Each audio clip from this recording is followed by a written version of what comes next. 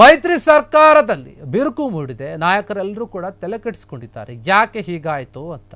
ಕಾಂಗ್ರೆಸ್ ಮತ್ತೆ ಡಿಎಂಕೆ ಒಂದು ಪಕ್ಷಗಳ ಮೈತ್ರಿಯಲ್ಲಿ ಮಹಾ ಬಿರುಕು ಉಂಟಾಗಿದೆ.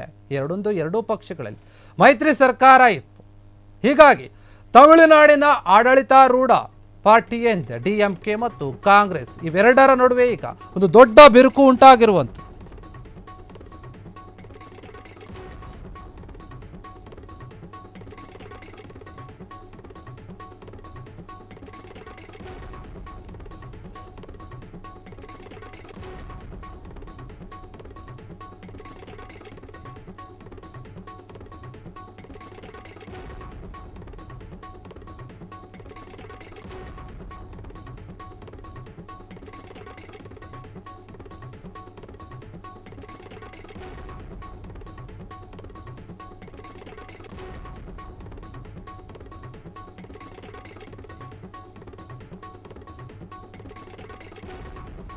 ತಮಿಳುನಾಡಿನ ಆಡಳಿತಾರೂಢ ಪಾರ್ಟಿಯಾಗಿರುವಂತಹ ಡಿಎಂಕೆ ಮತ್ತು ಅದರ ಮೈತ್ರಿಯ ಭಾಗವಾಗಿರುವಂತಹ ಕಾಂಗ್ರೆಸ್ ನಡುವೆ ಈಗ ಬಿರುಕು ಉಂಟಾಗಿದೆ ಎನ್ನುವಂತಹ ಒಂದು ಮಾತು, ಆರೋಪ ಕೇಳಿ ಬರ್ತಾ ಇದೆ. ಇದನ್ನು ಹೇಳಿರುವಂಥವ್ರು ಸ್ವತಃ ಯಾರು ಅಂದರೆ ಎಐಎಡಿಎಂಕೆಯ ಒಂದು ಪ್ರಧಾನ ಕಾರ್ಯದರ್ಶಿ ಆಗಿರುವಂತಹ ಎಡಪ್ಪಾಡಿ ಪಳನಿಸ್ವಾಮಿ ಅವರು ಹೇಳ್ತಾ ಇದ್ದಾರೆ.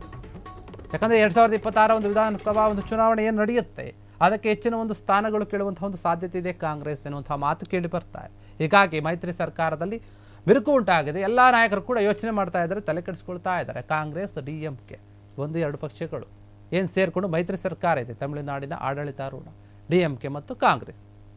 ಎಐಎಡಿಎಂಕೆ ಒಂದು ಪ್ರಧಾನ ಕಾರ್ಯದರ್ಶಿಯಾಗಿರುವಂತಹ ಎಡಪ್ಪಾಡಿ ಪಳನಿಸ್ವಾಮಿ ಈ ರೀತಿಯ ಒಂದು ಆರೋಪವನ್ನು ಮಾಡ್ತಾ ಇದ್ದಾರೆ.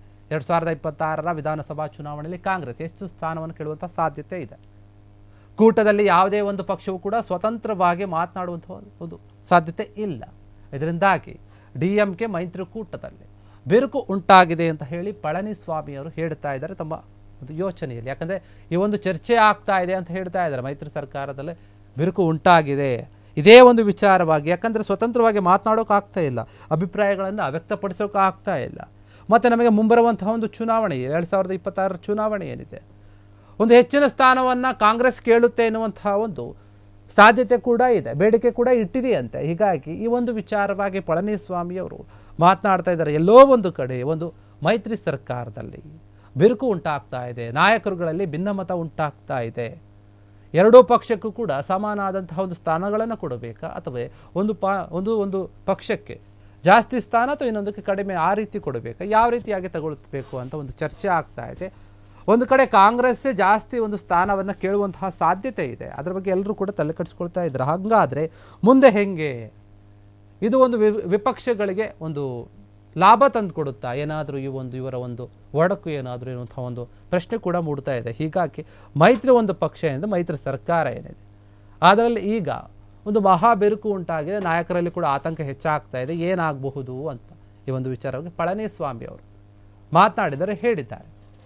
ಕಾಂಗ್ರೆಸ್ ಹೆಚ್ಚಿನ ಒಂದು ಸ್ಥಾನ ಕೇಳುವಂಥ ಒಂದು ವಿಶ್ವಾಸದಲ್ಲಿದೆ. ಕೇಳಿದರೆ ಏನಾದರೂ ಆಗಬಹುದು ಬದಲಾವಣೆ ಅನ್ನುವಂತಹ ಒಂದು ಭಯ ಕೂಡ ಕಾಡ್ತಾ ಇದೆ. ಮುಂಬರುವಂತಹ ಚುನಾವಣೆಯ ಬಗ್ಗೆ ಯೋಚನೆ ಮಾಡಿ ನಾವು ಹೆಜ್ಜೆಯನ್ನು ಇಡಬೇಕಾಗುತ್ತೆ. ಇದು ಮೈತ್ರಿ ಒಂದು ಸರ್ಕಾರ ಆಗಿರೋದ್ರಿಂದ, ಮೈತ್ರಿ ಪಕ್ಷ ಆಗಿರೋದ್ರಿಂದ ಈ ರೀತಿಯಾಗಿ ಯೋಚನೆ ಮಾಡ್ತಾ ಇದ್ದಾರಂತೆ. ಕ್ಷಣ ಕ್ಷಣದ ಸುದ್ದಿಗಳಿಗಾಗಿ ಫ್ರೀಡಂ ಟಿವಿ ಸಬ್ಸ್ಕ್ರೈಬ್ ಮಾಡಿ, ಲೈಕ್ ಮಾಡಿ ಹಾಗೂ ಫಾಲೋ ಮಾಡಿ. ಹೊಸ ಸುದ್ದಿಗಳ ನೋಟಿಫಿಕೇಶನ್ಗಾಗಿ ಬೆಲ್ ಐಕಾನ್ ಮೇಲೆ ಕ್ಲಿಕ್ ಮಾಡಿ.